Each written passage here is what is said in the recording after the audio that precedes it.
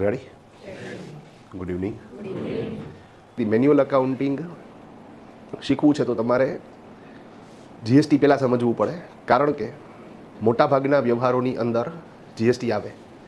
પરચેઝમાં GST આવે, purchase રિટર્નમાં GST આવે, સેલ્સમાં જીએસટી આવે, સેલ્સ રિટર્નમાં જીએસટી આવે, ઇન્કમમાં જીએસટી આવે, એક્સપેન્સમાં જીએસટી આવે.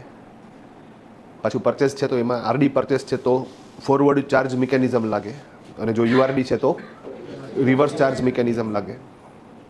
ખર્ચની અંદર આવે તો ખર્ચની અંદર પાછું આરડી એક્સપેન્સ છે તો ફોરવર્ડ ચાર્જ મિકેનિઝમ લાગે, અને યુઆરડી એક્સપેન્સ છે તો રિવર્સ ચાર્જ મિકેનિઝમ લાગે. તો એ જીએસટીની સમજ આપણે કમ્પ્લીટ કરી, અને હવે આપણે આપણો ઓરિજિનલ મુખ્ય પહેલો ટોપિક એટલે કે મેન્યુઅલ અકાઉન્ટિંગ એ સમજવાનું શરૂ કરીએ છીએ.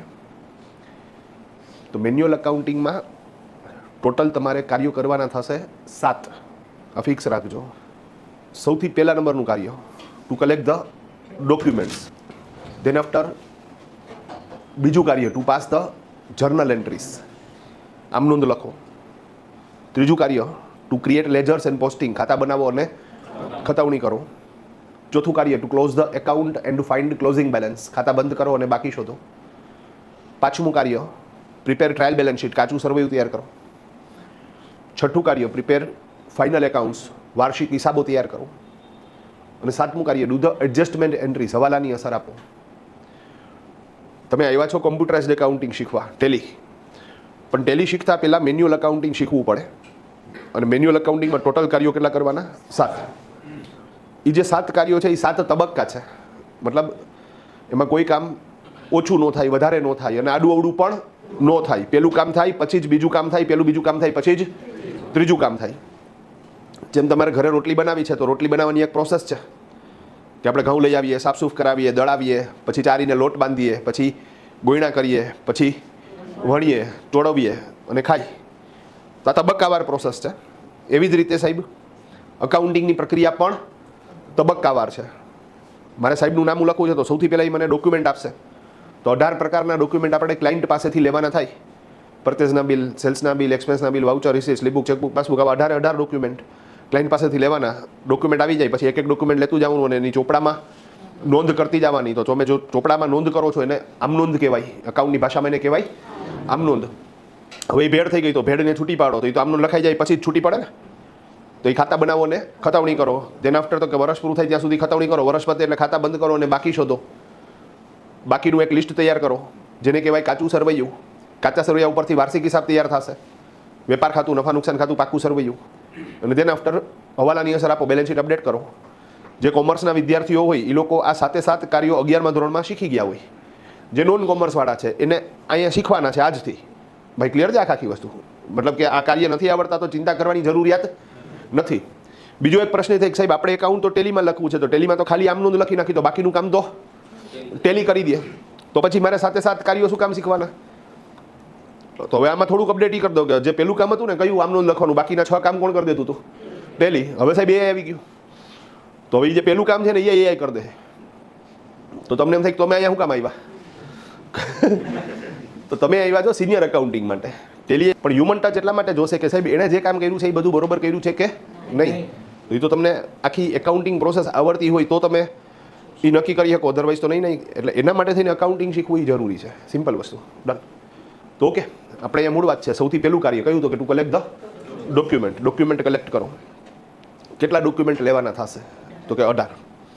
18 ડોક્યુમેન્ટમાં 9 ડોક્યુમેન્ટ રૂટીન ડોક્યુમેન્ટ છે. રોજબરોજના જે ટ્રાન્ઝેક્શન્સ થાય એમાં જે ઉપયોગમાં આવે એ ડોક્યુમેન્ટ. અને એ જ રીતે બાકીના જે 9 ડોક્યુમેન્ટ છે એ ઓડિટ માટેના છે, અથવા તો રેર બને છે, મતલબ કે રોજ બનતા નથી. ઓકે, કયા ડોક્યુમેન્ટ આપણે ક્લાયન્ટ પાસેથી લેવાના એનું આપણે લિસ્ટ બનાવીએ છીએ. રેડી બધાય? ડન. ટ્રાય કરશું 18 તમને યાદ રહી જાય. પણ યાદ તો જ રહેશે જો તમે શાંતિથી સાંભળશો. જો તમે લખવાનો પ્રયત્ન કર્યો યાદ નહીં રહે. એટલે લખવાનું નથી. હવે તમારે ફરજિયાત શું કરવું પડશે? યાદ રાખવું પડશે. હાલો કરીએ ટ્રાય. ડન. તો ટોટલ 18 ડોક્યુમેન્ટ અને ક્રમમાં યાદ રહી જાય. ડન. તો સૌથી પહેલા નંબર ઉપર લાસ્ટ યરનું બેલેન્સ શીટ. રિપીટ, લાસ્ટ યરનું. કોઈ પણ ધાર્મિક કાર્યની શરૂઆત ગણેશ સ્થાપનાથી થાય એવી રીતે જ અમારું અકાઉન્ટ લખવાની શરૂઆત લાસ્ટ યરના બેલેન્સ શીટ ઉપરથી થાય. તો માની લો કે સાહેબનું નામું લખવું છે તો એનું છેલ્લું માની લો કે 23-24નું નામું લખાણું છે, તો મારે લખવાનું થશે 24-25નું. તો 24-25માં 1 એપ્રિલ 2024 ઓપનિંગ જે હતું એ જે ગયા વર્ષનું ક્લોઝિંગ હોય એ જ હોય. તો ગયા વર્ષનું ક્લોઝિંગ ક્યાંથી મળે? તો કે ગયા વર્ષનું ક્લોઝિંગ ગયા વર્ષના બેલેન્સ શીટ ઉપરથી મળે. તો ગયા વર્ષનું બેલેન્સ શીટ લઈ લેવાનું, એને ઓપનિંગ તરીકે દેખાડી દેવાનું. ભાઈ ક્લિયર છે આખી વાત? ડન. તો પહેલું ડોક્યુમેન્ટ કયું થઈ ગયું સાહેબ? લાસ્ટ યરનું balance sheet. Super, done. Then after પરચેઝના બિલ. પરચેઝના બિલમાં બે ભાગ પડશે, આરડી અને યુઆરડી. હવે ગેમ સમજાઈ ગઈ ને? ઓકે, આરડીનો મતલબ રજિસ્ટર્ડ ડીલર. તો જો આરડી પરચેસ હશે તો જેની પાસેથી માલ પરચેસ કર્યો છે એની પાસે ઓલરેડી જીએસટી નંબર છે ને એમણે તમને ટેક્સ ઇનવોઇસ આપેલું છે, જે ખરીદીની અંદર ભરેલો ટેક્સ તમને બાદ પણ મળશે. પણ જો યુઆરડી પરચેસ છે તો આરસીએમ, રિવર્સ ચાર્જ મિકેનિઝમ. તો ફરીથી લાસ્ટ યરનું બેલેન્સ શીટ, પરચેસના બિલ, આરડી, યુઆરડી, ટ્રાન્સપોર્ટેશનના બિલ, આરડી, યુઆરડી. જો ટ્રાન્સપોર્ટર આરડી બિલ છે તો forward charge mechanism, URD bill છે તો રિવર્સ ચાર્જ મિકેનિઝમ. આખો ધેન આફ્ટર તો કે હવે માલ આવ્યો તમારો. જો અહીંયા ને તમારે યાદ રાખવા માટે એક તમને ટ્રીક આપું. લાસ્ટ યરનું બેલેન્સ શીટ તો યાદ આવી ગયું, કારણ કે ત્યાંથી શું થશે? શરૂઆત થશે. ઓકે, ધેન આફ્ટર તો કે ભાઈ માલની ખરીદી. હવે માલ આવ્યો તો શેમાં આવ્યો? તો કે સાહેબ ટ્રાન્સપોર્ટમાં આવ્યો, તો એની કાઇન્ડ ઓફ ટ્રાન્સપોર્ટેશન, તો ટ્રાન્સપોર્ટેશનના બિલ. ઓકે, હવે માલ ટ્રાન્સપોર્ટમાં આવ્યો તો માલ્યો ખટારામાં આવ્યો, તો કંઈ ખટારો સીધો તમારી દુકાન લગી આવતો નથી. એણે નવા ગામ ગોડાઉને માલ ડ્રોપ કરી દીધો, પછી ત્યાંથી રેકડીમાં કે છકડામાં ઓલો મજૂર માલ લઈને આવશે અને માલ ગોઠવી દેશે. તો એ મજૂર તમારી પાસેથી મજૂરી લેશે. ઓકે, ભાઈ મજૂરને તમે મજૂરી આપી તો એ મજૂર છે એ બિલ દેવા માટે અને ટેક્સ લગાડવા માટે સક્ષમ છે? તો એવા કેસમાં મજૂરને તમે જે મજૂરી ચૂકવી એ ટ્રાન્ઝેક્શન્સનું પ્રૂફ શું? વાઉચર્સ. તો મજૂરીના વાઉચર. રિપીટ, મજૂરીના. હવે આરડી હોય કે યુઆરડી હોય? યુઆરડી હોય. તો એવા કેસમાં મગજમાં રાખજો કે અહીંયા શું કરવું પડશે? તમારે આરસીએમ કરવું પડશે. આરસીએમનો પ્રશ્ન અહીંયા પણ આવશે. ભાઈ ક્લિયર છે આખી વાત? Hello, done. તો આ ફોરવર્ડ ચાર્જ મિકેનિઝમ અને રિવર્સ ચાર્જ મિકેનિઝમ એ જીએસટીનો પાર્ટ છે, જે તમારે મિસ આઉટ થયેલો છે. એટલે એ મારે તમને શું કરવું પડશે? અલગથી કરાવવો પડશે.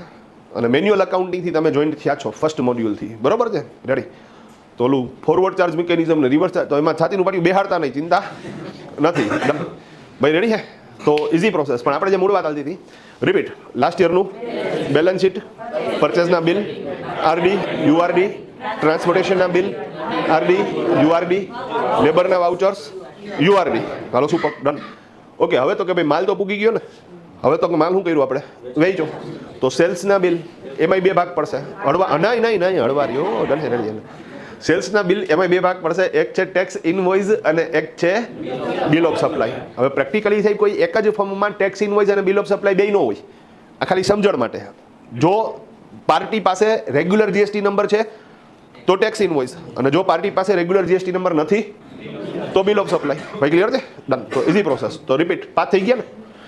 લાસ્ટ યરનું બેલેન્સ શીટ, પરચેઝના બિલ, આરડી, યુઆરડી, ટ્રાન્સપોર્ટેશનના બિલ, આરડી, યુઆરડી, લેબરના વાઉચર્સ, યુઆરડી, સેલ્સના બિલ, ટેક્સ ઇનવોઇસ અને બિલ ઓફ સપ્લાય. સુપર. ભાઈ ક્લિયર છે? હવે માલ વેચવા માટે થઈને તમે દુકાન લઈને બેઠા હોય તો મેન્ટેનન્સ થશે ને? તો દુકાનનું ભાડું, લાઇટનું બિલ, ટેલિફોનનું બિલ, માણસોનો પગાર, ચા પાણીનો ખર્ચો, એડવર્ટાઇઝમેન્ટનો ખર્ચો, સ્ટેશનરી પ્રિન્ટિંગનો ખર્ચો, તો આવા દુકાન ચલાવવાના જે ખર્ચાઓ થાય એ ખર્ચાઓના બિલ મળે તમને. એ આપણે એક ફાઇલમાં ફાઇલ કરીએ તો એને કહેવાય એક્સપેન્સ બિલ ફાઇલ. એને કહેવાય એક્સપેન્સ બિલ ફાઇલ. તો એક્સપેન્સ બિલ ફાઇલ પાંચમું તમારું, છઠ્ઠું. ડન. હવે એમાંય બે પ્રકારના એક્સપેન્સના બિલ હોય, આરડી અને યુઆરડી. જો નચિકેતામાંથી સ્ટેશનરી લીધી છે તો આરડી, અને યશમાંથી સ્ટેશનરી લીધી છે તો યુઆરડી. ભાઈ ક્લિયર છે? હવે સ્ટોરી શું છે એ તમને ખબર છે? હાલો, ડન. તો રંગારંગ ભાઈ, ડન. એ બધા ટ્રિગર પોઈન્ટ છે એકચ્યુઅલી. યશ આવે એટલે તરત જ તમને શું થઈ જાય સાહેબ? આરસીએમ મળો આખો કેસ યાદ આવી જાય. સિમ્પલ વસ્તુ. પણ એ જે આવ્યા હોય એને યાદ આવે, ન આવ્યા હોય એને યાદ ન આવે. અઘરી વસ્તુ. ચાલો જાવ દો. પણ ઓકે, આપણે જે મૂળ વાત આવતી હતી ક્યાં પૂગી ગયા આપણે? તો કે 7. રિપીટ. સૌથી પહેલા લાસ્ટ યરનું બેલેન્સ શીટ, પરચેઝના બિલ, આરડી, યુઆરડી, ટ્રાન્સપોર્ટેશનના બિલ, આરડી, યુઆરડી, લેબરના વાઉચર્સ, યુઆરડી, સેલ્સના bill, tax invoice, bill of supply, એક્સપેન્સના બિલ, આરડી, યુઆરડી. અને હવે 7મું, દરેક એક્સપેન્સના બિલ હોય એવું જરૂરી નથી. સાહેબ આપણે એસીમાં કંઈક સર્વિસિંગ કરાવી હતી તો એ આવ્યો તો એ બિલ નહોતો દેતો આપણને. ઘણી વખત ઇલેક્ટ્રિશિયન આવે છે, બિલ નથી દેતા. વાળવાવાળા બેન આવે છે તો એ તો નેચરલી સાહેબ બિલ લો જોઈએ. જેટલા જેટલા તમે સેલેરી ચૂકવો છો એમાંય નોર્મલી બિલ ન હોય. તો સાહેબ એવા જેટલા જેટલા ખર્ચાઓ કરો કે જેની અંદર બિલ બનતું નથી અથવા તો સામેવાળી વ્યક્તિ ડોક્યુમેન્ટ દેવા માટે સક્ષમ નથી, એવા દરેક ખર્ચા માટે વાઉચર બનશે. જેમાં લેબરનું વાઉચર બન્યું હતું એવી રીતે જ ભાઈ. ક્લિયર છે? તો એક્સપેન્સના વાઉચર્સ હવે કેવા હોય? યુઆરડી. એક્સપેન્સના વાઉચર કેવા હોય? યુઆરડી. અનરજિસ્ટર્ડ ડીલર જ હોય ને, કારણ કે એ બિલ દેવા માટે કે ડોક્યુમેન્ટ બનાવવા માટે જ સક્ષમ નથી. તો તમે બાકીની શું આશા રાખીએ કોઈ લોકો પાસે? ભાઈ ઓકે થઈ જાય તો રંગારંગ ભાઈ ડન. તો ઇઝી પ્રોસેસ. રિપીટ. કેટલા થઈ ગયા? 7. હવે 8મું આવશે. બરાબર, રેડી? હલો ભાઈ. લાસ્ટ યરનું બેલેન્સ શીટ. પરચેઝના બિલ આરડી યુઆરડી, ટ્રાન્સપોર્ટેશનના બિલ આરડી યુઆરડી, લેબરના વાઉચર્સ યુઆરડી, સેલ્સના bill, tax invoice, bill of supply, એક્સપેન્સના બિલ આરડી યુઆરડી, એક્સપેન્સના વાઉચર યુઆરડી. 8મું રિસિપ્ટ. લખાય રિસિપ્ટ, બોલાય રિસિપ્ટ. રિસિપ્ટ રિસિપ્ટ પણ પમાં શું હોટ ચોટે પ. તો આ લોકોએ શું કર્યું? જ્યાં હોટ ચોટે ને સાહેબ કે એ આપણે એને ઓલું કરી નાખો ટૂંકમાં, એ લખવાનો ખરી પણ સાયલેન્ટ કરી નાખો ટૂંકમાં. ડન. બીજું ઘણા કે મેં રિસિપ્ટ બોલી બોલ ને ભાઈ. ડન. રિસિપ્ટ બોલો કે રિસિપ્ટ બોલો, મતલબ શું એ સમજો. રિસિપ્ટમાં 2 પ્રકારની રિસિપ્ટ આવશે. એક મળેલી રિસિપ્ટ અને એક આપેલી રિસિપ્ટ. ભાઈ ક્લિયર છે? ઓકે. મળેલી રિસિપ્ટ અને આપેલી રિસિપ્ટ. તમે કોઈને રોકડા રૂપિયા આપો તો તમારે એની પાસેથી રિસિપ્ટ લેવી પડે, અને તમને કોઈ રોકડા રૂપિયા આપે તો પ્રૂફ તરીકે તમારે એને રિસિપ્ટ દેવી પડે. તમે મને ફી પેટે પૈસા આપો તો મારે તમને રિસિપ્ટ દેવી પડે, અને હું કોઈને પૈસા આપું રોકડા તો મારે એની પાસેથી રિસિપ્ટ લેવી પડે. અહીંયા તમે શબ્દ પકડજો, હું રોકડા બોલ્યો. સાહેબ ચેક હોય તો સાહેબ ચેકવાળામાં રિસિપ્ટની જરૂરિયાત નથી, નોટ્સ મેન્ડેટરી. કારણ કે તમે મને સાહેબ ઓનલાઈન ફી આપી અથવા તો ચેક આપ્યો તો ઓલરેડી તમારા સ્ટેટમેન્ટમાં એન્ટ્રી છે, મારા સ્ટેટમેન્ટમાં પણ એન્ટ્રી છે. તો ઓલરેડી એનું ડોક્યુમેન્ટેશન છે. મતલબ કે માની લો કોઈ વ્યક્તિ ભૂલી જાય તો પ્રૂફ છે આપણી પાસે, ભાઈ છે આ એન્ટ્રી આપણી પાસે. રોકડ તમે ફી આપી હોય તો સાહેબ એનો કોઈ બીજો પુરાવો નથી, તો મારે તમે રોકડા ફી આપો તો મારે તમને શું કરવું પડે? રિસિપ્ટ આપવી પડે. ભાઈ ક્લિયર છે આખી વાત? તો ચેકવાળા ટ્રાન્ઝેક્શન્સમાં રિસિપ્ટ ફરજિયાત નથી. હા, અમે અહીંયા આપી છીએ, તમે મને ઓનલાઈન ફી આપી હોય તો હું તમને શું કરું છું? રિસિપ્ટ આપું છું, પણ ફરજિયાત નથી. રોકડમાં ફરજિયાત છે. ભાઈ ક્લિયર છે આખી વાત? તો રિસિપ્ટમાં 2 પ્રકાર, મળેલી રિસિપ્ટ અને આપેલી રિસિપ્ટ. જો કોકે રૂપિયા રોકડા આપ્યા તો આપણે એને રિસિપ્ટ આપી, પણ તમે કોકને રોકડા રૂપિયા આપશો તો તમને રિસિપ્ટ મળશે. હવે હું જે બોલું ને થોડુંક વિચારજો. મળેલી રિસિપ્ટ એ આપણું પેમેન્ટ છે. સમજાણું? મળેલી રિસિપ્ટ એ આપણું, હું એટલા માટે બોલું છું કે પેમેન્ટ એટલે ચૂકવણું. તમે એ તો સમજાય ને સાહેબ? આમાં લોચો શું થાય તમે સમજો. માની લો કે મેં સાહેબને પૈસા આપ્યા, એને મને પ્રૂફ તરીકે રિસિપ્ટ આપી, તો રિસિપ્ટ એને મને આપી છે તો મારી પાસે જે કાગળિયું છે એમાં ઉપર તો રિસિપ્ટ લખેલું છે ને. પણ જ્યારે હું ટેલીમાં એન્ટ્રી કરવા જઈશ ત્યારે ટેલીમાં છે ને પૈસા મળ્યા હોય ને એના માટે એક રિસિપ્ટ કરીને વાઉચર મોડ છે, અને એના માટે બટન છે F6 કરીને. આ બધું આવશે જ્યારે ટેલી ભણશું ત્યારે. અને એ જ રીતે એક પેમેન્ટ કરીને વાઉચર મોડ છે, એ F5 છે. તો નિરાતે વિચારો, મેં ભાઈને પૈસા આપ્યા, એણે મને રિસિપ્ટ આપી, તો મારે એની એન્ટ્રી રિસિપ્ટમાં કરવાની કે પેમેન્ટમાં કરવાની? પેમેન્ટમાં કરવાની. કાં તો કે સાહેબ એણે રિસિપ્ટ આપી છે એટલે રિસિપ્ટ ઉપર ભલે લખેલું છે પણ મારું તો પેમેન્ટ છે ને. તો આપણે કોઈને રિસિપ્ટ આપી હોય ને એ જ આપણી રિસિપ્ટ ગણાય. કોકે આપણને રિસિપ્ટ આપી હોય ને એ આપણું પેમેન્ટ ગણાય. આ ચોખવટ એટલા માટે કરતો કે ટેલીમાં એન્ટ્રી કરશો એ ડોક્યુમેન્ટ ઉપરથી કરશો. હવે લોચો શું થઈ જાય છોકરાથી? ડોક્યુમેન્ટની ઉપર રિસિપ્ટ લખ્યું હોય ને તો એ સીધો શેમાં એન્ટ્રી મારે? રિસિપ્ટમાં. હવે રિસિપ્ટમાં એન્ટ્રી મારે તો ભૂલ થઈ જાય ને. રોકડા આવ્યા એવી એન્ટ્રી થઈ જાય. ખરેખર શું કર્યું છે? રોકડા ચૂકવા છે. તો આ ભૂલ ન થાય એટલા માટે આ ચોખવટ કરી દીધી. બાકી આવશે એટલે પાછું ફોડશું ભાઈ. Okay done. તો કેટલા ડોક્યુમેન્ટ થઈ ગયા? 8. અને છેલ્લું ડોક્યુમેન્ટ 9મું, બેંકની વિગત. રિપીટ, બેંકની વિગત. સ્લીપ બુક, ચેકબુક અને પાસબુક અથવા statement. Repeat, slip book, chequebook, passbook અથવા સ્ટેટમેન્ટ. રેડી? તો બેંકની વિગત હાલો સમજીએ. બેંકમાં ખાતું છે તો બેંકમાં તમને ખ્યાલ હોય તો રોકડા ભરો છો અથવા તો કોકે ચેક આપ્યા છે એ જમા કરાવો છો, તો સાહેબ એના હાટું થઈને સ્લીપ છે.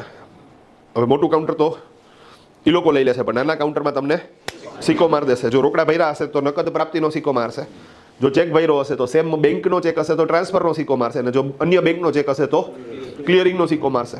તો એ જે કાઉન્ટર છે ને એના ઉપરથી અમારે એન્ટ્રી કરવાની છે. ભાઈ સમજી ગયા? એ જ રીતે સાહેબ તમારે કોકને પેમેન્ટ કરવું છે તો તમે ચેકબુકનો ઉપયોગ કરો. તો ચેકબુકમાં તમે કોકને ચેક લખો, અથવા તમારે જો રોકડા ઉપાડવા છે તો તમે ચેકબુકમાં જ સેલ્ફ કરીને રોકડા ઉપાડો. હવે ચેક તો વયો ગયો, પણ ચેકબુકની પાછળ રેકોર્ડ સ્લીપ હોય. એ રેકોર્ડ સ્લીપમાં તમારે લખવાનું કે આ ચેક તમે કોને આપ્યો. તો અહીંયા એ રેકોર્ડ સ્લીપ ઉપરથી અમે એન્ટ્રી કરીએ. હવે નિરાતે વિચારો, સ્લીપબુક ઉપરથી અમે જે એન્ટ્રી કરીએ ને એનાથી બેંક સિલક વધે એવી એન્ટ્રી થાય, ચેકબુક ઉપરથી જે એન્ટ્રી કરીએ ને એમાં બેંક સિલક ઘટે એવી એન્ટ્રી થાય. અને એ જ રીતે સ્ટેટમેન્ટ ઉપરથી અમારે એન્ટ્રી ચેક થશે. ઘણીવાર એવું થાય કે જો સ્લીપની એન્ટ્રી થઈ ગઈ એટલે બેંક સિલક વધી, ચેકની એન્ટ્રી થઈ ગઈ એટલે બેંક સિલક ઘટી, તો તમે કહો કે બધું આવી ગયું, હવે હું બાકી રહ્યું. ઘણી એન્ટ્રીઓ આવી હોય કે જે સ્લીપબુક અને ચેકબુકમાં નો આવી હોય, અને આપણે આપણું બેંકનું બેલેન્સ અને બેંકના સ્ટેટમેન્ટ મુજબનું બેલેન્સ બેયને શું કરી દેવું પડશે? મેચ કરવું પડશે. આ ફરજિયાત છે. રિપીટ, આ ફરજિયાત છે. હવે સાહેબ જો સેવિંગ્સ ખાતું હશે તો મહિનો પૂરો થાય એટલે તમને વ્યાજ મળ્યું હોય, ભલે મામૂલી રકમ હોય, 2, 5, 10 રૂપિયા, 25 રૂપિયા, પણ એ મળ્યું છે તો એના હિસાબે બેલેન્સ ફરી જાય. ઓકે, કરંટ ખાતું હશે તો ચાર્જીસ લાગ્યો હશે. આ જ રીતે તમે એટીએમમાંથી પૈસા ઉપાડી આવ્યા તો એની એન્ટ્રી બાકી હશે. એ જ રીતે એટીએમનું ડિપોઝિટ કાઉન્ટર છે એમાં પૈસા ભરાયા હશે તો એની એન્ટ્રી બાકી હશે. કોકે આપણા ખાતામાં ઓનલાઈન ટ્રાન્સફર કર્યા હશે તો એની એન્ટ્રી પણ બાકી હશે. અને આપણે કોકને ઓનલાઈન ટ્રાન્સફર કર્યા હશે તો એની એન્ટ્રી પણ બાકી હશે. સાથે સાથે તમે જે લોન લીધેલી હોય તો એ લોનના તમે જે હપ્તા ચૂકવતા હોય એમાં ઓટો પે કર્યું હોય, ઓટો ડેબિટ કર્યું હોય, તો દર મહિને તમે જે નક્કી કર્યું કે ભાઈ 15,488 તો 15,488 નો હપ્તો શું થતો હોય તમારા ખાતામાંથી બાય ડિફોલ્ટ વયો જાય, તો એની એન્ટ્રી પણ બાકી રહી ગઈ છે. એ જ રીતે ક્રેડિટ કાર્ડ તમે યુઝ કરતા હોય તો ક્રેડિટ કાર્ડનું જે બિલ આવે એમાં તમે એવી સિસ્ટમ સેટ કરી કે ભાઈ બેંકમાંથી ઓટોમેટિક આપણા ખાતામાંથી વયા જશે તો એની એન્ટ્રી પણ બાકી હોય. તો આવી જેટલી એન્ટ્રીઓ બાકી છે, અથવા તમે સબસ્ક્રિપ્શન લઈને બેઠા, તમે હોટસ્ટારનું અથવા નેટફ્લિક્સનું અથવા સ્પોટીફાઈનું સબસ્ક્રિપ્શન લીધું છે તો એની અંદર બાય ડિફોલ્ટ દર મહિને શું થઈ જાય? અમુક રૂપિયા કટ થઈ જાય. તો એવી બધી એન્ટ્રીઓ સ્ટેટમેન્ટમાંથી મળશે, બીજે ક્યાંયથી નહીં મળે. એટલે બેંકની બધી એન્ટ્રીઓ પૂર્ણ કરવા હાટુ થઈને 3 વસ્તુ જોશે: સ્લીપ બુક જોશે, ચેકબુક જોશે અને પાસબુક અથવા સ્ટેટમેન્ટ. બુકના સ્વરૂપમાં છે તો આપણે પાસબુક બોલીએ, અધરવાઇઝ સ્ટેટમેન્ટ બોલીએ. સિમ્પલ. તો ટોટલ કેટલા ડોક્યુમેન્ટ થઈ ગયા? 9 તો યાદ રહી ગયા. બીજું આ શેના માટે અગત્યનું છે એ હવે સમજો સાહેબ. ડન. માની લો કે મારે તમારી ફર્મમાં અકાઉન્ટિંગ કરવું છે તો હું આ 18 ડોક્યુમેન્ટ જે અત્યારે બોલું છું ને એનું હું તમને લિસ્ટ આપીશ કે બાપુ આ 18 ડોક્યુમેન્ટ આપો મને, પછી તમારું નામું લખાશે. તો નામું લખવાની શરૂઆત જ ક્યાંથી થશે? આ 18 ડોક્યુમેન્ટમાંથી. એમાંથી આપણે કેટલા ડિસ્કસ કરી નાખ્યા? 9 કરી નાખ્યા. અને 9 તમને યાદ રહી ગયા? રહી ગયા ને? હા, ના નીકળે. બરાબર ને? હા, ડન. એકવાર રિપીટ. લાસ્ટ યરનું બેલેન્સ શીટ, પરચેઝના બિલ આરડી યુઆરડી, ટ્રાન્સપોર્ટેશનના બિલ આરડી યુઆરડી, લેબરના વાઉચર યુઆરડી, સેલ્સના bill, tax invoice, bill of supply, એક્સપેન્સના બિલ આરડી યુઆરડી, એક્સપેન્સના વાઉચર યુઆરડી, રિસીટ, મળેલી રિસીટ, આપેલી રિસીટ અને બેંકની વિગત, એમાં સ્લીપ બુક, ચેકબુક, પાસબુક અથવા સ્ટેટમેન્ટ. આટલી વિગત લઈ આવો ને એટલે બિલીવ કરજો 95% અકાઉન્ટ લખાઈ ગયું. તમે કે બાકીના હજી તો 9 બાકી રહી ગયા ને? હા, રહી ગયા ને, હજી 9 બાકી છે. પણ એમાંના હવે જે છે ને, બોલું છું એ નવે બોલીશ, એ યાદ રાખવાના છે. પણ એમાંના અમુક છે ને સાહેબ, એ રેર ડોક્યુમેન્ટ છે, ક્યારેક જ બને, અને અમુક ઓડિટ માટેના છે. રિપીટ, અમુક ઓડિટ માટેના છે. રેડી? ચાલો હવે એ 9 ચાલુ કરીએ. બરોબર ને? રેડી? હા. બીજું એક 18 મગજમાં રાખો તો તમને એમ થઈ જાય કે આ કેદી યાદ રહે. હવે તો 9 તો રહી જ ગયા. હા, હવે બાકીનું ટેન્શન છે. હા, બાકીના 9 તો એ પેલા 9 રહ્યા એની જેમ જ રહી જાય ભાઈ. ડન. તો ઇઝી સિસ્ટમ. તારા દાંડિયા રમવા જવાનું છે? નહીં તો હલ્દીમાં બધું ભેગું છે. પૈણાવે છૂટકો કરજે કોકને. બરોબર ને? રેડી છે? હા, ડન. હા, ડન. હા, નડતો મોટે એ વસ્તુ તો હા, રેડી ભાઈ. ઓકે, આપણે જે મૂળ વાત આવતી હતી, હવે 10મા નંબરનું ડોક્યુમેન્ટ, રૂટીન પૂરા હવે જે છે એ રેર છે. તો 10મા નંબરનું ડોક્યુમેન્ટ, મિલકત ખરીદીના બિલ આરડી યુઆરડી. મોટી મિલકત હોય તો એના દસ્તાવેજ, અને જો વર્ષ દરમિયાન મિલકતનો નિકાલ થયો છે, મતલબ કે વેચાણ થયું છે, તો એની વિગત. તો 10મા નંબરમાં યાદ રહી ગયું ને? બધું મિલકતવાળું જ આવ્યું. ફરીથી, મિલકત ખરીદીના બિલ આરડી યુઆરડી. સિમરન ઇલેક્ટ્રોનિક્સમાંથી એર કન્ડિશન લીધું અને એ લોકો પાસે રેગ્યુલર જીએસટી નંબર છે, તો એ જે બિલ આપશે એ કયું આપશે? આરડી આપશે. પણ આ ભાઈનું ઓફિસ એને બંધ કરી અને એ દુકાનમાં કે ઓફિસમાં જે એસી હતું એ એને મને શું કરી દીધું? હવે વેચી નાખ્યું. તો યુઆરડી. ભાઈ સમજાઈ ગઈ વાત આખી? ડન. જો આરડી હશે તો ફોરવર્ડ ચાર્જ મિકેનિઝમ અને યુઆરડી હશે તો રિવર્સ ચાર્જ મિકેનિઝમ. એ મગજમાં જ રાખશું આપણે દર વખતે. અને જોયું એ પીછો છોડતું જ નથી. દર વખતે આરડી અને યુઆરડી શું થી રાખે છે?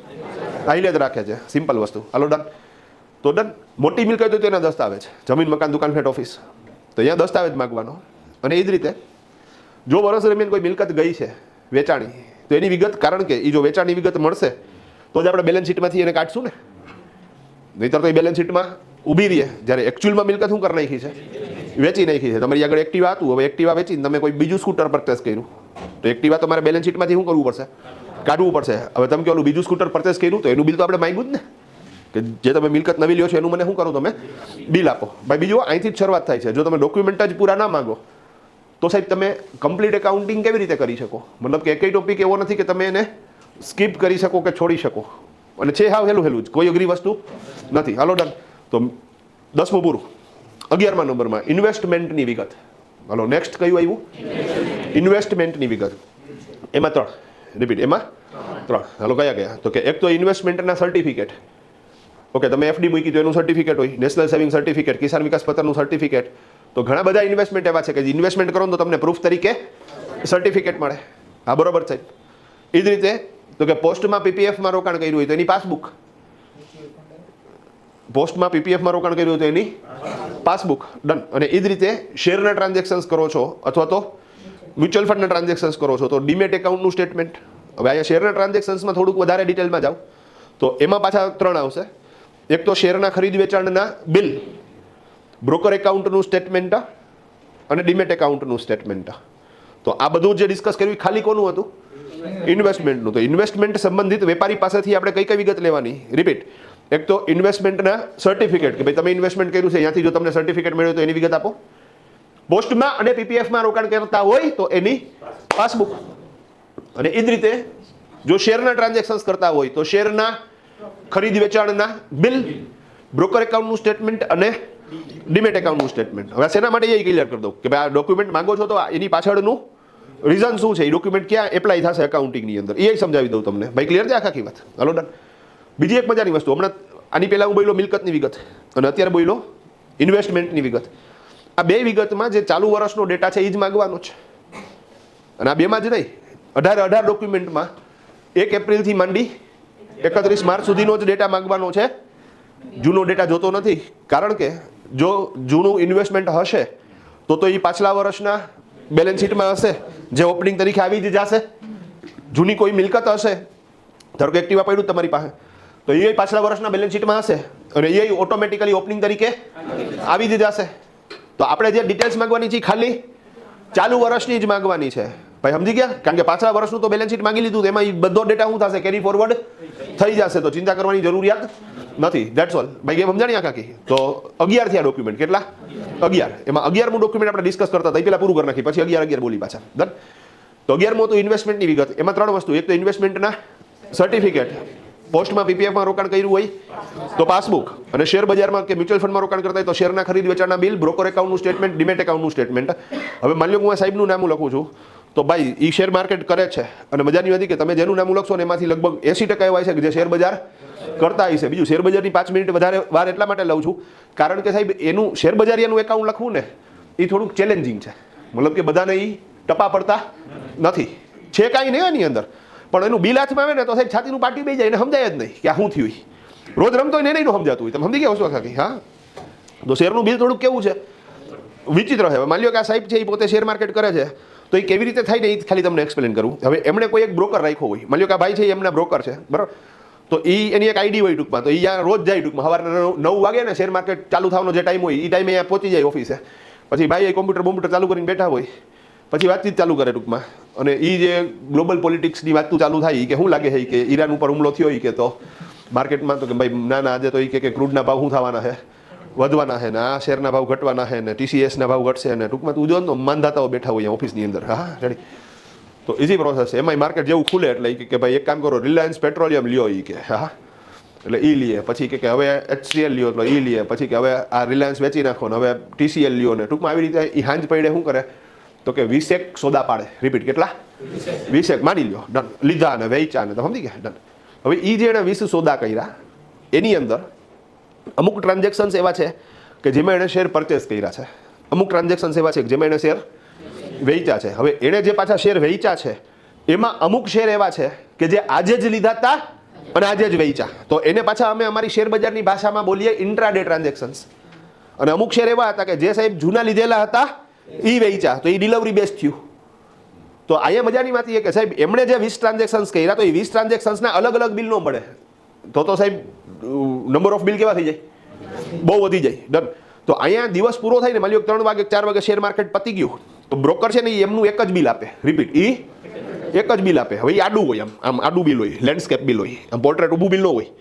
હવે આડું બિલ તમે જોવો તો સાહેબ એની અંદર એને જેટલા શેર લીધા છે ને એની વિગત હોય, પછી જેટલા શેર વેચ્યા છે એની વિગત હોય, પછી એમાં બ્રોકરેજ લાગી હોય, એ બ્રોકરેજ ઉપર પાછું જીએસટી લાગ્યું હોય. શેરના ટ્રાન્ઝેક્શન ઉપર જીએસટી નથી, પણ જે બ્રોકરેજ લાગે છે એના ઉપર છે, તો એમાં જીએસટી લાગ્યું હોય, એસટીટી લાગ્યું હોય, સિક્યુરિટી ટ્રાન્ઝેક્શન ટેક્સ.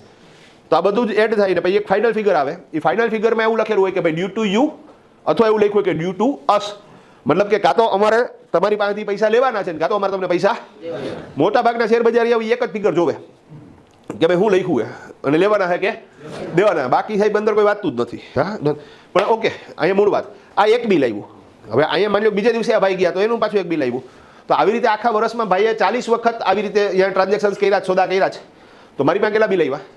તો મારે એ 40 બિલ કોમ્પ્યુટરમાં નાખી દેવાના. હવે હું પર્સનલી એવું કરું છું કે હું એમાં ઇન્વેન્ટરી મેન્ટેન કરું, મતલબ કે રિલાયન્સ 500 લીધો ને તો 500 રિલાયન્સની ઇન્વેન્ટરી હું કરું, પ્લસ કરું. હવે માની લો એમાંથી 300 વેચી નાખ્યા તો 300ની રિલાયન્સની ઇન્વેન્ટરી માઇનસ કરું તો મને ખબર પડે કે હજી રિલાયન્સના 200 શેર પડ્યા છે, ભાઈ સમજી ગયા? અને પછી હું કરીશ તો કે ડિમેટના સ્ટેટમેન્ટ આરે મેચ કરીશ કે ભાઈ ડિમેટમાં 200 શેર છે કે નહીં. પણ અહીંયા ઘણી વાર એવું થાય કે સાહેબ ભાઈએ ખરેખર સોદા કર્યા છે 43 અને એણે મને બિલ આપ્યા 40, તો મને કેમ ખબર પડે કે 3 બિલ એણે ઓછા આપ્યા છે? તો એ મને ખબર પડે ઓલા બીજા ડોક્યુમેન્ટ ઉપરથી, અને એમાં હું બોલ્યો તો બ્રોકર એકાઉન્ટ સ્ટેટમેન્ટ, યાદ કરો. તો તમારી અહીં ડીલ કરતા હોય તો તમારી આગળથી સ્ટેટમેન્ટ લઈ આવે. હવે એમાં 43 એન્ટ્રી બોલતી હોય તો હું તો કહી દઉં કે ભાઈ 40 બિલની ડિટેલ્સ તો છે, આ 3 જે તમે ડિટેલ્સ છે પણ બિલ આપ્યા, તો બ્રોકરને કહેજો એ તમને ડુપ્લિકેટ બિલ આપશે. એ બિલ આપી દે એટલે હું એના ઉપરથી એન્ટ્રી કરી નાખીશ, ભાઈ ઓકે થઈ જાય. અને ધેન આફ્ટર 43 બિલની એન્ટ્રી થઈ ગઈ પછી પ્લસ માઇનસ કરતા મારો કોમ્પ્યુટર એમ કહે કે ભાઈ 500 રિલાયન્સ પડ્યા અને 300 HCL પડ્યા છે, તો ડિમેટ ખાતામાં 500 રિલાયન્સ અને 300 HCL હોવા જોઈએ. હવે જો એ મેચ થઈ ગયું ને તો મારો શેરનો ટ્રાન્ઝેક્શન્સનો કાર્યક્રમ કેવો થઈ ગયો? તો મેં બધું ઓકે લખ્યું છે, ભાઈ ઓકે થઈ જાય. અને સાથે સાથે આપણે જે શેરના માર્કેટના ટ્રાન્ઝેક્શન્સ કર્યા હોય એનું રીપેમેન્ટ બધું બેંક થ્રુ થાય છે.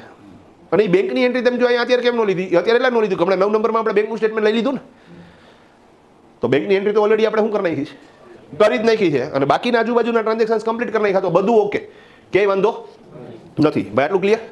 તો ટોટલ કેટલા ડોક્યુમેન્ટ થયા? 11. બોલી જાય એક વખત.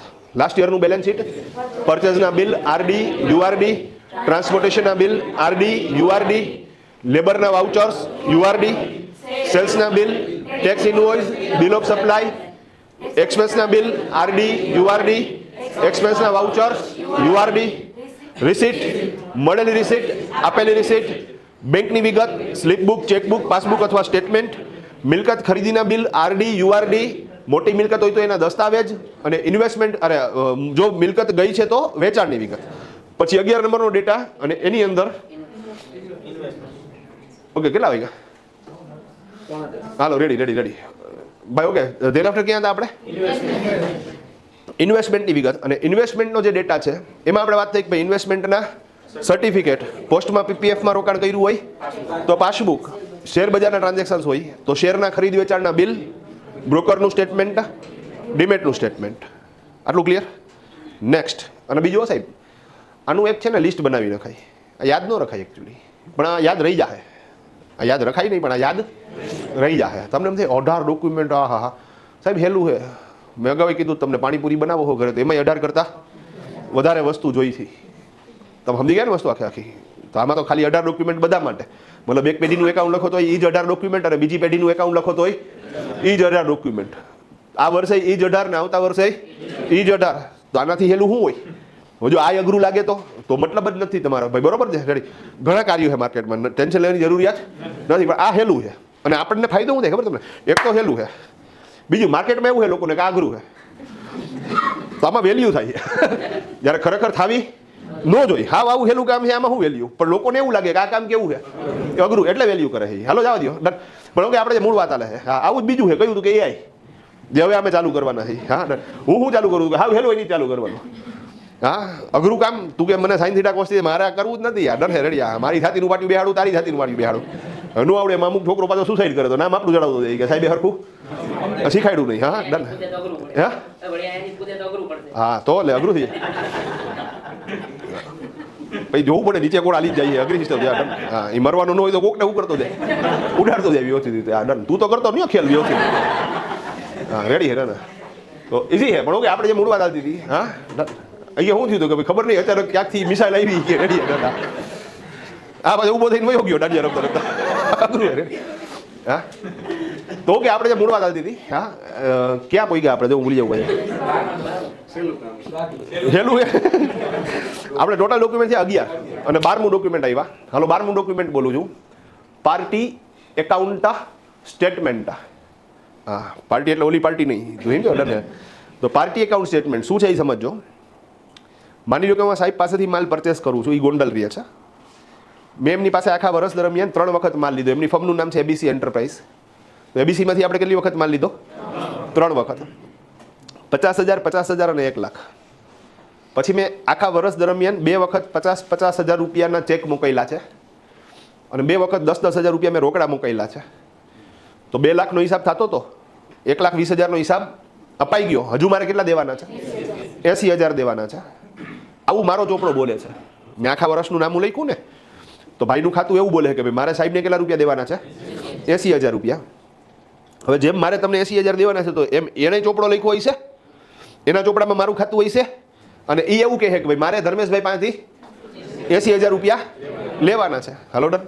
તો અમે છે ને સાહેબ વર્ષ પૂરું થઈ ગયા પછી વાર્ષિક હિસાબ તૈયાર કરતા પહેલાં કાચું સરયું તૈયાર થઈ ગયા પછી અને નેચરલી રિટર્ન ફાઇલ કરતા પહેલાં સામેવાળી પાર્ટીને જે સપ્લાયર છે એ બધાને ફોન કરીએ. માની લો કે 10, 15, 20 જણા જેની પાસેથી આપણે માલ લઈ તો આ મારી રૂટીન જવાબદારીમાં આવે.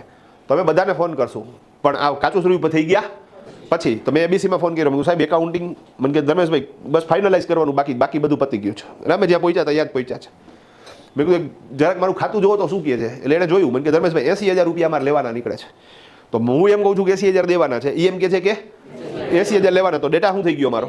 મેચ થઈ ગયો ને. તો વાર્તા પૂરી. અમારો ક્રોસ ડેટા ચેક થઈ ગયો. તો હું એ મુજબ રિટર્ન ફાઇલ કરી નાખું. એટલે ટૂંકમાં બેયના ચોપડા હરખું બોલે ને. નીચે પાછું ક્વેરી આવે તો સાહેબ જો ડેટા મિસમેચ થાય તો તકલીફ પડે. એના કરતાં પહેલેથી જ ચોખ્ખું કરું.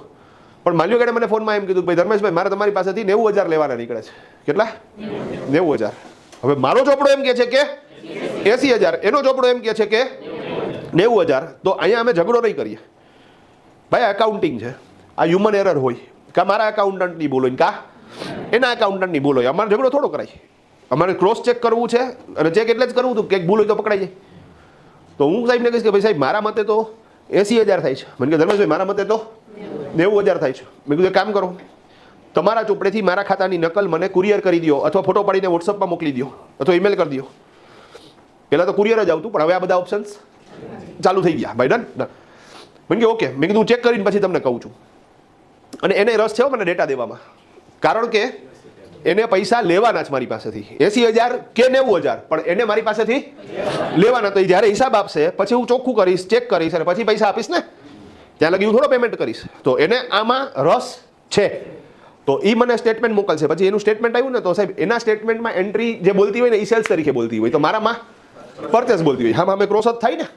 તો મેં એનામાં જોયું તો એનામાં સાહેબ ટોટલ 3 વખત સેલ્સ હતું. 50,000, 50,000 અને 1 લાખ. મારામાં 3 વખત પરચેસ હતું. 50,000, 50,000 અને 1 લાખ. તો એ ડેટા તો હા શું થઈ ગયો? મેચ થઈ ગયો. અહીંયા ટીક મારી દીધી. પછી મારામાં 2 વખત 50,000 રૂપિયાનું ચેકથી પેમેન્ટ હતું. એનામાં 2 વખત 50,000 રૂપિયા ચેકથી રિસીટ હતી. તો એ એન્ટ્રી મળી ગઈ. પછી મારામાં 2 વખત 10,000 રૂપિયા રોકડા આપ્યા એવી એન્ટ્રી હતી. એનામાં 1 વખત 10,000 રૂપિયા રોકડા આવ્યા એવી એન્ટ્રી હતી. તો 1 વખત વાળી તો મળી ગઈ. હવે એક એન્ટ્રી એવી છે કે મારામાં બોલે છે કે મેં 10,000 રૂપિયા રોકડા આપ્યા છે. એનામાં નથી બોલતી અને એના હિસાબે સાહેબ હું એમ કહું છું કે મારે 80,000 દેવાના છે અને એ એમ કહે છે કે મારે 90,000 લેવાના છે. તો આમાં મારી ભૂલ છે કે એની ભૂલ છે? એની ભૂલ છે. આપણે કોકની એને સ્કૂટર ભટકાણું તો આપણો વાંક હોય કે સામેવાળાનો વાંક હોય? સામેવાળાનો જોઈએ ને. છૂટાછેડા થયા હોય તો આપણા પક્ષેથી ભૂલ થઈ હોય કે સામેવાળાના પક્ષેથી ભૂલ થઈ હોય? આપણે તો દૂધે ધોયેલા ને. હે રેડી ના અઘરી વસ્તુ સાહેબ. તમે એમ ન માનો કે સામેવાળા તમે એમ કેમ કહી શકો કે આ એનો વાંક છે? એવું ન બને કે 10,000 વાળી જે 2 એન્ટ્રી છે તો મારા એકાઉન્ટન્ટે એકને એક એન્ટ્રીઓ 2 વખત કરી નાખી હોય. થઈ શકે કે નહીં?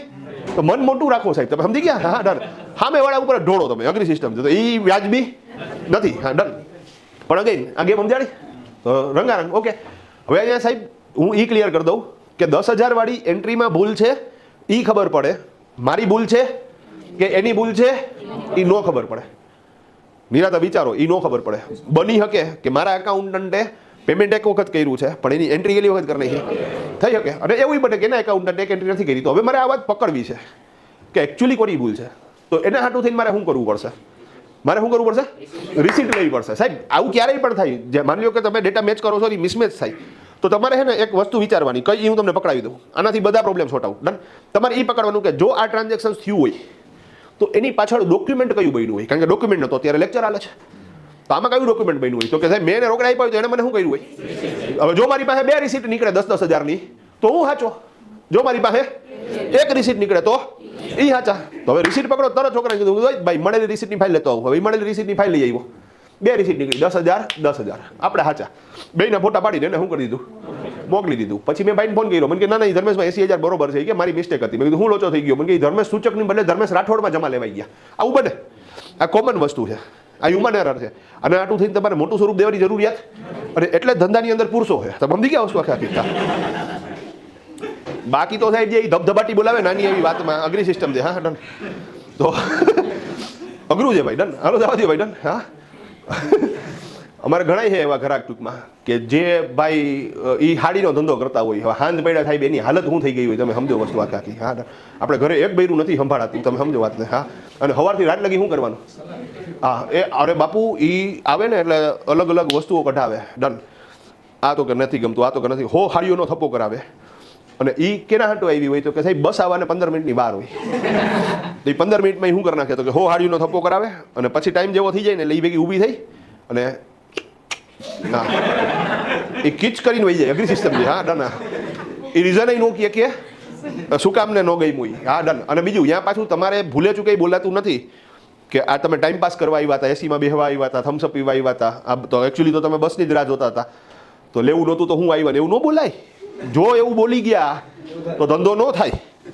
તમારે શું કેવું પડે તો કે આવતા હસીને દેવાનું જ હવે ને. હા રેડી. અંદરથી તને ભલે ગમે એટલો હાર આવતો હોય. હા કે આવતા ગુરુવારે નવો માલ આવવાનો છે તો ત્યારે એક વખત અવશ્ય પધારજો. હા ડન.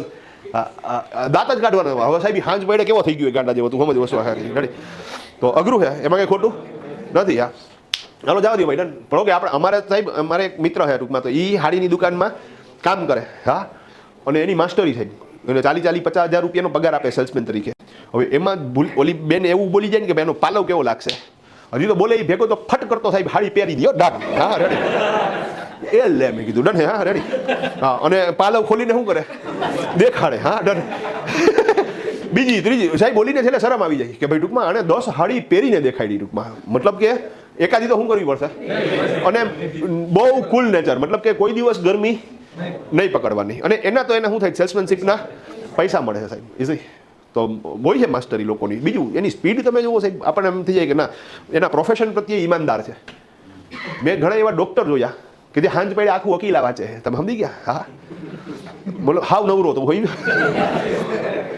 ડૉક્ટર આખું વકીલા, અને એની દુકાનમાં કોઈ દુકાન છે હો, તમને હોસ્પિટલ છે, હોસ્પિટલ શટરવાળી દુકાન, તમે સમજો વસ્તુ આખી આખી. હા ડન છે, ઘણા છે. અને એની પાછી મેં દવા લીધેલી છે, મારો દીકરો.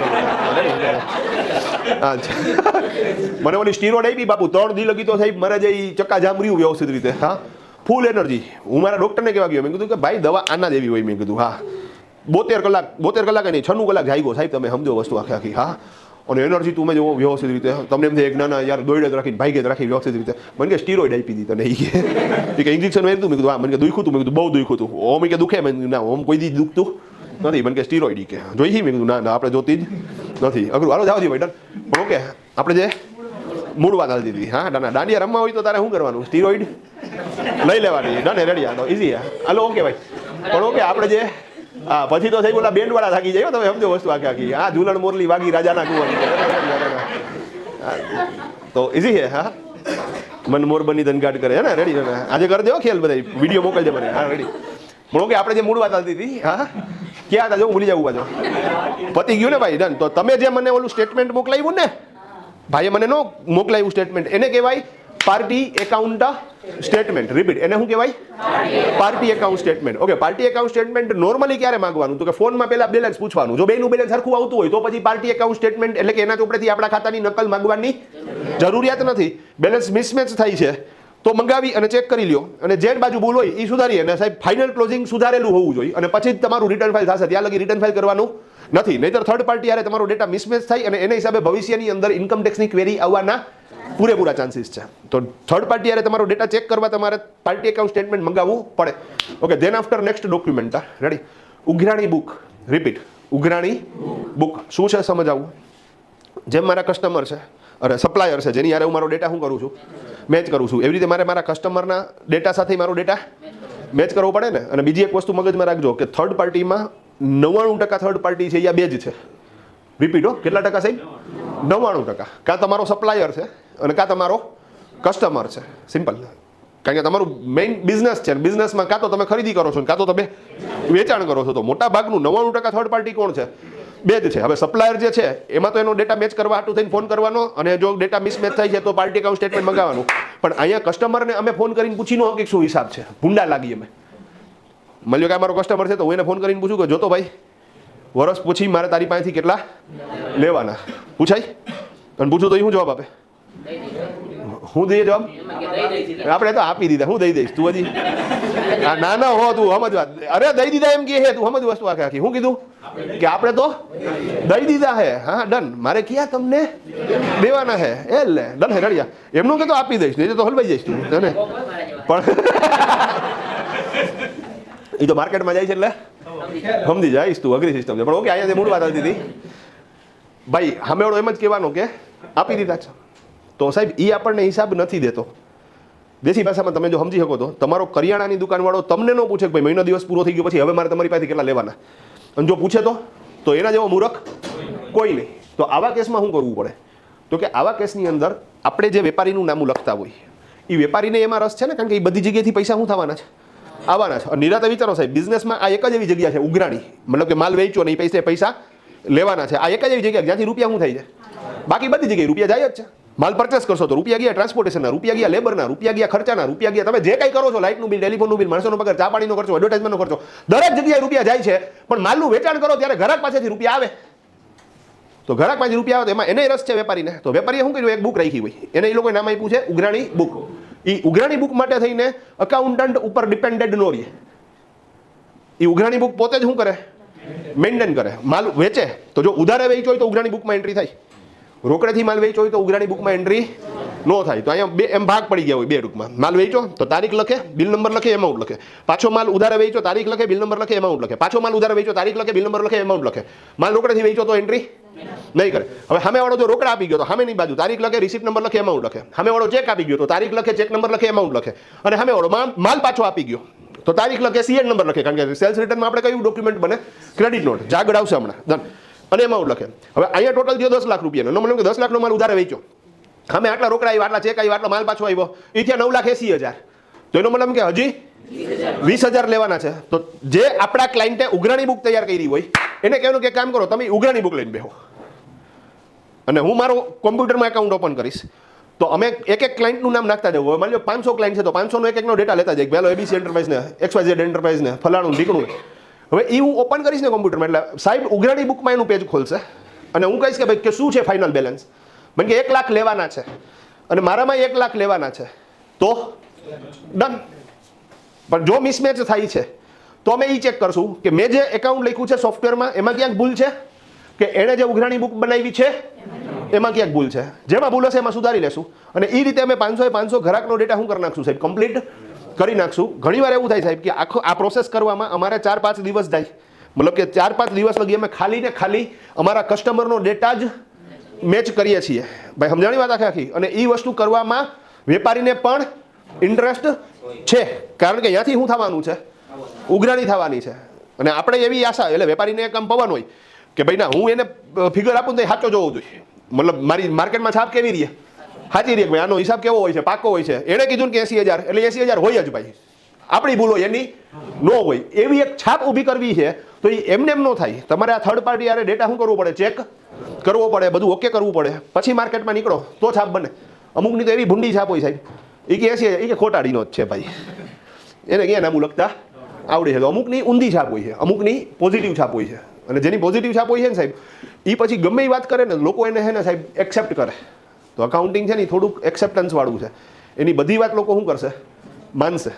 તો એક તમારી રેપ્યુટેશન વધારે. તો હાલો જવા દો, આપણે જે મૂળ વાત આવતી હતી એકવાર ઝડપથી બોલી જઈએ. ભાઈ રેડી?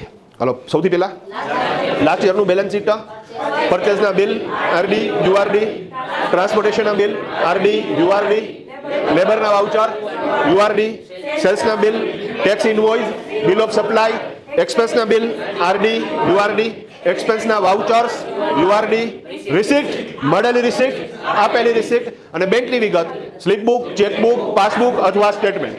આટલા regular document. Hello then after તો કે 10મા નંબરમાં મિલકત ખરીદીના બિલ આરડી યુઆરડી, મોટી મિલકત હોય તો એના દસ્તાવેજ અને જો વર્ષ દરમિયાન મિલકત ગઈ છે તો એની વિગત. 11 નંબરમાં ઇન્વેસ્ટમેન્ટની વિગત, એમાં ઇન્વેસ્ટમેન્ટના સર્ટિફિકેટ, પોસ્ટમાં પીપીએફમાં રોકાણ કર્યું છે તો એની પાસબુક અને શેર બજારના ટ્રાન્ઝેક્શન્સ કરતા હોય તો શેરના ખરીદ વેચાણના બિલ, બ્રોકર એકાઉન્ટનું સ્ટેટમેન્ટ, બિલ પૂરા છે કે નહીં એ ચેક કરવા માટે અને ડીમેટ એકાઉન્ટનું સ્ટેટમેન્ટ તમારો સ્ટોક અને ડીમેટનો સ્ટોક મેચ કરવા માટે. ભાઈ ક્લિયર છે? Than after party account statement 12 number, મતલબ કે સપ્લાયરના ચોપડેથી આપણા ખાતાની વિગત. અને 13 નંબરમાં આપણે બોલ્યા ઉઘરાણી બુક. 13 બોલાઈ ગયા. 14 number loan account statement. 14 number loan account statement. 15 number credit કાર્ડનું statement. 16 number credit note debit note. 17 number ATC ATD એટીજીના પુરાવા અને 18 નંબર ટીડીએસના ઓરિજિનલ સર્ટિફિકેટ. હવે જે બાકી રહ્યા એનું ડિટેલિંગ કાલે આપીશ. ભાઈ રેડી?